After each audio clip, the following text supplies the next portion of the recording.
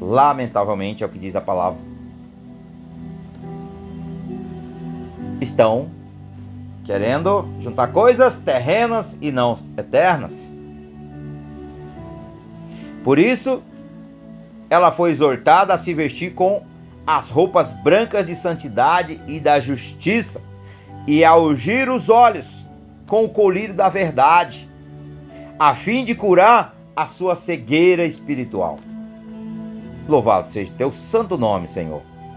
As repreensões aqui do Senhor Jesus têm como finalidade disciplinar, corrigir, abrir os olhos de seus servos, para que não se iludam com a aparência deste mundo e venha se perder em suas ilusões. Paradoxalmente, amados, a pobre igreja de Esmirna se torna rica diante de Deus, e a rica e orgulhosa igreja de Laodiceia se tornam pobre e miserável. Veja a... Então a gente tem que aprender que quando Deus nos chama à responsabilidade, quando o Senhor nos chama a colocar a cara no pó e orar mais, a meditar mais na palavra, comer o rolo, eu costumo usar a expressão como o profeta Ezequiel fala no capítulo 3, quando o Senhor falou para o profeta: você precisa comer, meu filho. Eu falo para vocês, irmãos, como rolo, mas como rolo espiritualmente, não como rolo de papel, porque o rolo de papel pode fazer mal, pode até nos engasgar, porque olha, a Bíblia vai dizer, Jesus usa isso,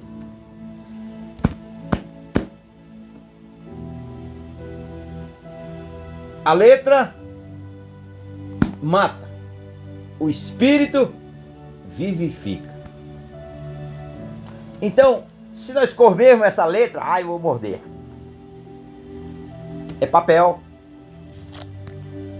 Mas nós devemos extrair ela espiritualmente no nosso espírito. Espírito humano. Gravar ela, fortalecer o nosso espírito cada vez mais, buscando as revelações de Deus, a vontade de Deus, a graça de Deus, a bondade de Deus, o amor de Deus, para nossas vidas e para a vida das pessoas. Portanto, nós não devemos andar nu, com veste suja, com as mãos sujas, com os olhos cegados espiritualmente, mas nós devemos andar, olha, com esse rolo aqui, se alimentando dele espiritualmente. Se alimentando dele espiritualmente. É isso que a igreja precisa, a igreja moderna dos dias de hoje precisa conhecer Jesus de verdade. Precisa conhecer quem que é Deus desta Bíblia. Precisa ter intimidade com Ele e saber quem é Ele de verdade, o que Ele pensa, o que Ele deseja para nós, qual é o plano, qual é o projeto original dele, qual é o propósito dele através dessa mensagem. Mas ninguém quer estudar, ninguém quer orar, ninguém quer ouvir a palavra, porque tem tempo para todas as coisas, mas não tem tempo para conhecer o autor. O autor. E aí, meus amados, nós vamos viver passando fome. Estou falando fome espiritual. Vamos viver vazios, como se nós fossemos fantoches. Não sabemos a vontade de Deus, não compreendemos a vontade de Deus, e na menor dificuldade, já não queremos mais intimidade com Deus. Não, Senhor, eu não quero nada com o Senhor me deixou na mão. E aí me vem agora o Salmo 81, que diz lá no verso 13 ao 16: se o meu povo me ouvisse, se o meu povo me ouvisse, os seus inimigos, e eu lhe daria o melhor do trigo e do mais puro e doce mel. Halamá, chorei, calamai. Sabe o que Deus está falando, amados? Que nós precisamos ouvir o Senhor, não é aqui no ouvido, é aqui no espírito. Precisa ser pregado tanto isso dentro das igrejas que eu acho que não se prega.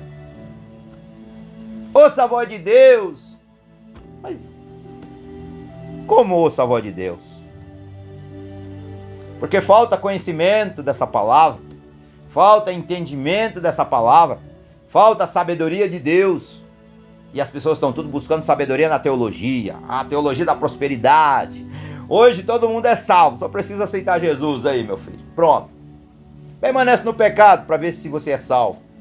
Permanece na prostituição, permanece no roubo, permanece na mentira, permanece no mau caratismo, permanece no adultério, permanece na idolatria.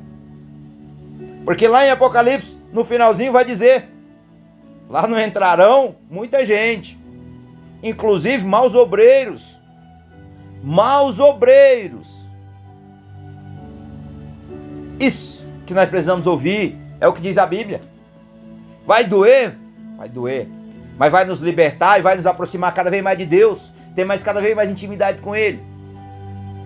Mas a igreja não se prega mais isso, arrependimento. Arrependei vós, porque é chegado o reino dos céus. Não se pregam isso. Não se prega. Está todo mundo machucado, todo mundo dolorido. Aí, meus amados, não há salvação, não há arrependimento, não há batismo do Espírito Santo, porque ninguém tem comunhão com Deus. É só barulho, barulho. E Jesus está chamando a atenção da igreja. Jesus está chamando a atenção da igreja. O mesmo que fere é o mesmo que cura. Então, essa igreja aqui de Apocalipse 3, nós vemos aqui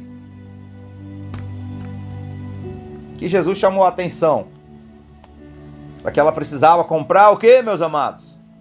O que ela precisava comprar? Deixa eu pegar novamente.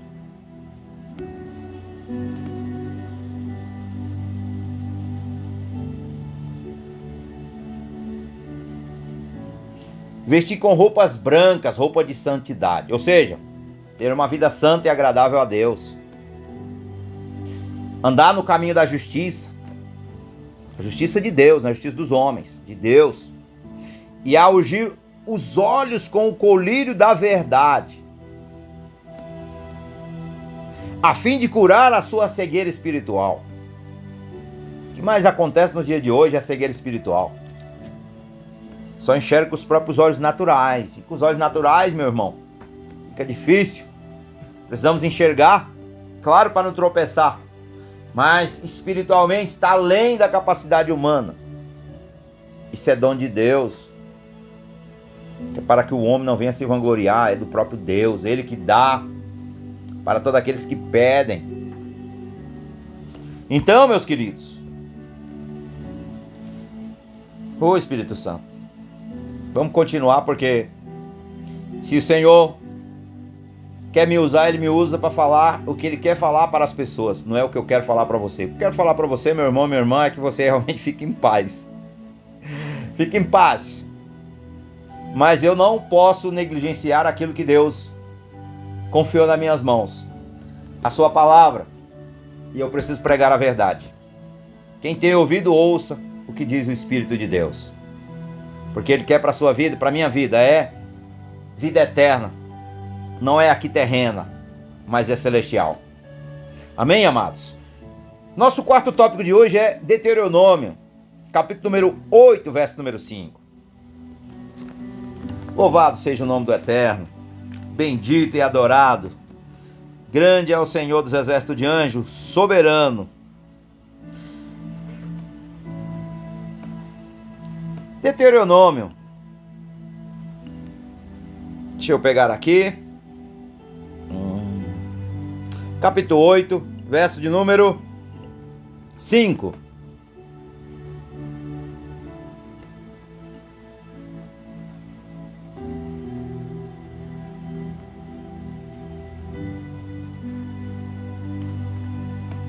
Olha o que a palavra de Deus vai dizer.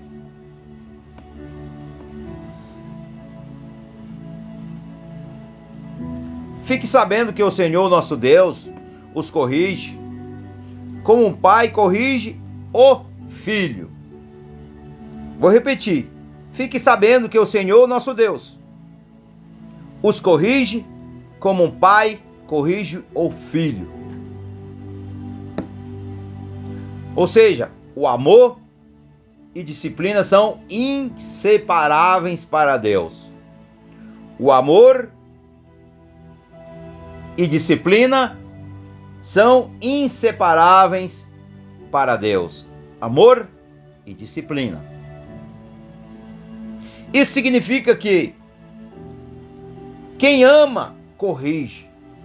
Quem ama, corrige. Mas a correção do Senhor é incomparável, pois começa com a dor. Veja bem isso.